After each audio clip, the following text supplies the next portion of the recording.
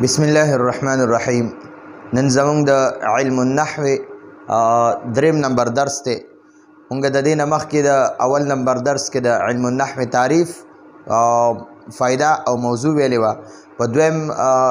په دویم درس کې مونږ لفظ وپېژندو، بیا هم لفظ موضوع څه ته وایي، لفظ محمل څه ته وایي، د لفظ دوه قسمونه مو پېژندل. بیا لفظ موضوع ته مونږ واخیسته. د دې لفظ موضوع دوه قسمونه دي، یو ته مفرد وایي، یو ته مرکب وایي. بیا ته مونږ لفظ موضوع نه مفرد واغستو. هغه لفظ موضوع نه چې کوم مفرد مونږ واغستو هغه مفرد ته کلمه م وایي. بیا د کلمې ما تاسو ته وایي درې قسمونه دي. د کلمې درې قسمونه دي، یو اسم دی، یو فعل دی، یو حرف دی. اسم نوم ته وایي، فعل کار ته وایي، او حرف چې دی دا نه اسم دی او نه فعل دی، بلکې دا ځان له یو حرف دی چې کله ورسره اسم او فعل نه میلاو شوي نو د دې حرف خپله معنی نه وي. ښه جي، اوس بس مونږ د اسم تعریف کوو چې اسم څه ته وایي. اول به د کلمې د دریو قسمونو نه مونږ د اسم تعریف وکړو او بیا به د اسم قسمونه وپېژنو. بیا به هغې نه پس فعل او فعل کې چې څه خبرې هغه به پکې بیا کوو، بیا به پکې حرف کې خبرې کوو. نو اول ته مونږ اسم اخلو چې اسم څه ته وایي. د اسم تعریف. اسم څه ته وایي جي؟ د اسم تعریف. اسم یو داسې کلمه ده، اسم یو داسې کلمه ده چې د بلې کلمې د میلاوېدو نه بغیر معنی معلومیږي، چې د بلې کلمې ملاوېدو ضرورت پکې نه وي. دا اسم یو داسې کلمه ده چې د معنی معلومې نو د بلې کلمې ملاولو ضرورت پکې نشته.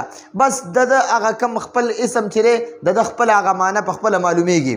او درې زمانې وي جي. زمانه وخت ته وایي. وخت په علم الصرف کې مونږ د زمانې هغه تعریف کړی دی. بیا د زمانې درې قسمونه دي، یو تیر شوی وخت، یو موجوده وخت او یو راتلونکی وخت. نو تیر شوي وخت ته ماضي وایي او موجوده وخت ته چې دی ته حال وایي او راتلونکي وخت ته مستقبل وایي. بیا هغه ماضي چې دی هغې ته په عربۍ کې ماضي وایي او د حال او مستقبل ته مضارع وایي.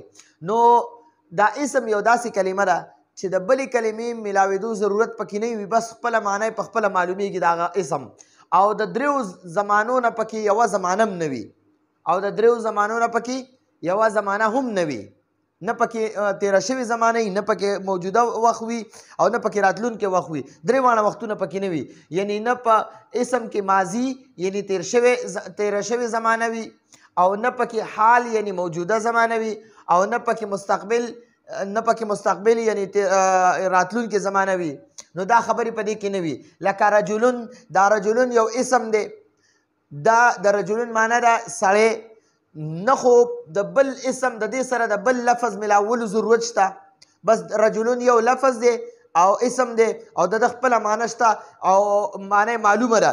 د معنی معلومولو دپاره پکې د بل لفظ ملاولو ضرورت نشته، بس خپله معنی معلومه ده. رجلون یو سړی. او علم معنی یو علم، مفتاح معنی یوه چابي. نو نه دا رجل چې دا هم یو اسم دی او علم هم اسم دی او مفتاح اسم دی. نه پدې کې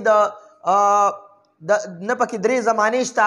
په رجلون کې نه ماضي شته چې یاره سړی په تیر شوې زمانه اوس موجوده یا راتلونکي، دا خبرې پکې نشته. بس رجلون یو سړی، علم یو علم، علم معنی ده علم او مفتاح معنی ده یو چابي.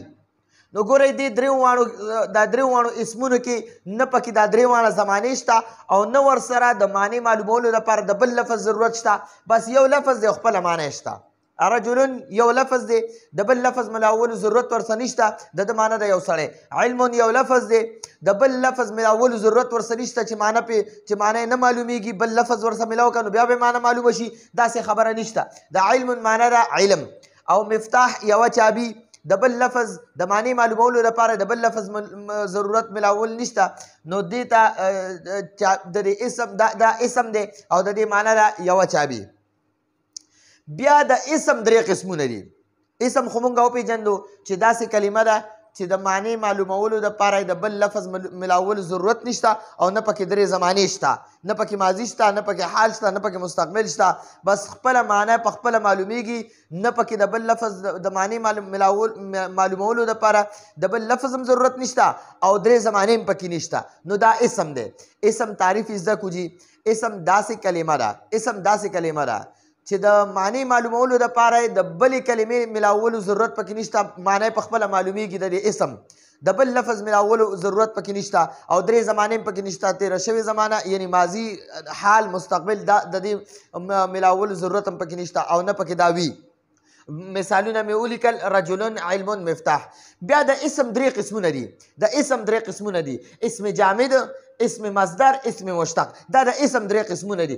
یو ته اسم جامد وای، دا جامد د جمود نه وتېری او جمود چې دی کلکوالي ته وای. ټیک شوه جي. او اسم مصدر او اسم مشتق. نو اوس په اول مونږه اسم جامد زده کو، د اسم جامد تعریف په زده کو، بیا به د اسم مصدر تعریف او مثالونه زده کو، او بیا به د اسم مشتق تعریف او مثالونه زده کو.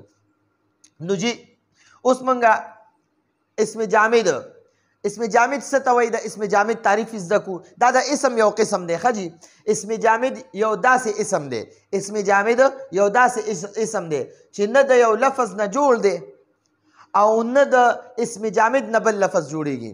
مطلب دا دی دا اسم جامد داسې اسم دی نه په خپله د چا نه جوړ دی او نه ترې بل لفظ جوړیږي. اسم جامد نه په خپله د چا نه جوړ دی او نه د ده نه بل لفظ جوړیږي.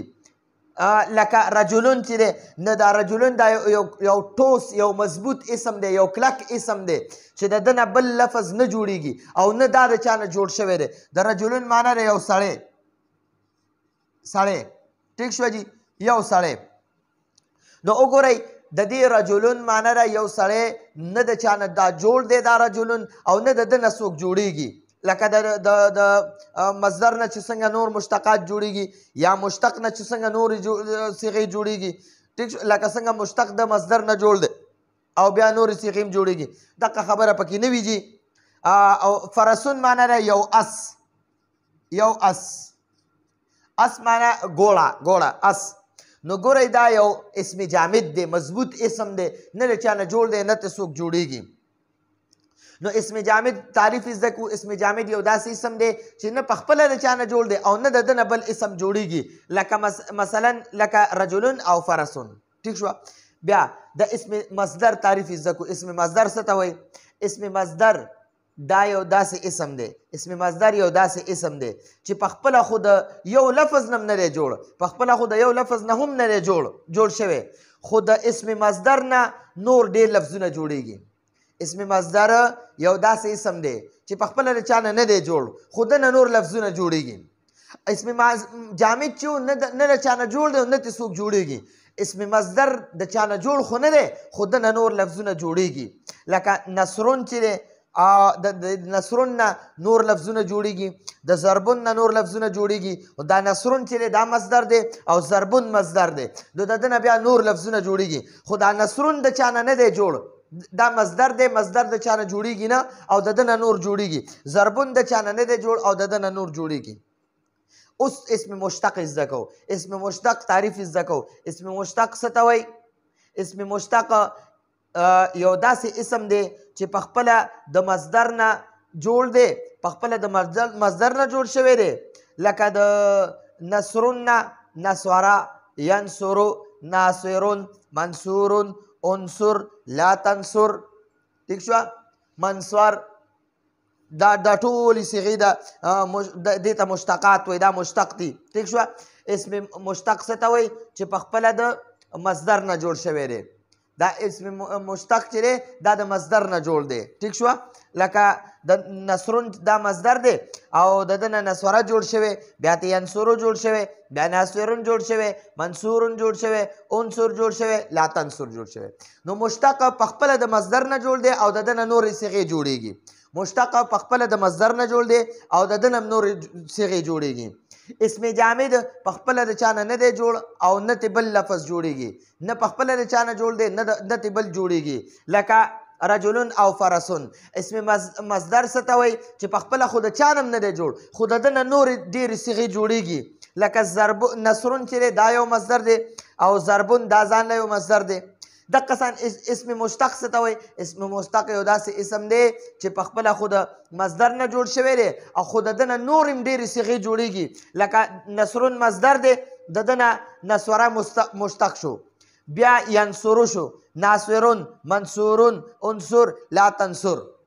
نو دا زمونږ د نن ورځې د سبق لږه خلاصه بیا وورو د کلمې درې قسمونه دي اسم فعل حرف د اسم تعریف زده کو اسم داسې اسم دی اسم یو داسې کلمه ده چې د بلې د معنی معلومولو دپاره ورسره د بلې کلمې ملاولو ضرورت نشته او درې زمانې هم پکې نه وي لکه رجلون علم مفتاحون بیا د اسم درې قسمونه دي اسم جامد مصدر مشتق جامد څه ته وایي نه د چا نه جوړ دی نه ترې بل څوک جوړیږي لکه رجلون او فرسون او اسم مصدر څه ته وایي اسم مصدر یو داسې لفظ دی چې د ده نه نور دا د چا نه هم نه دی جوړ خو د ده نه نور لفظونه جوړیږي لکه نصرون دی نو د ده نه نور نصرا ینصرو ناصرون منصورون انصور لا تنصر منصور او منصور دا ټول ته جوړیږي او ضربون چې دا مصدر دی او د ده نه نورې جوړیږي ضربه یضربو لا تضرب اضرب او دا ټول ته جوړیږي او اسم مشتق یو داسې اسم دی چې په خپله د مصدر نه جوړ دی او د ده نه نور جوړیږي لکه نصرون مصدر دی او د ده نه نصره مشتق شو بیا د دې نصره نه ینصرو جوړ شو بیا دغه شان ناصرون جوړ شو منصورون انصر لا تنصر منصر وغیره وغیره دا ټول چې دی دا اسم مشتق دی نو دا زمونږ د نن ورځې درس و راتلونکي درس پورې اجازت غواړو هذا هو المرام والله اعلم بحقیقة الکلام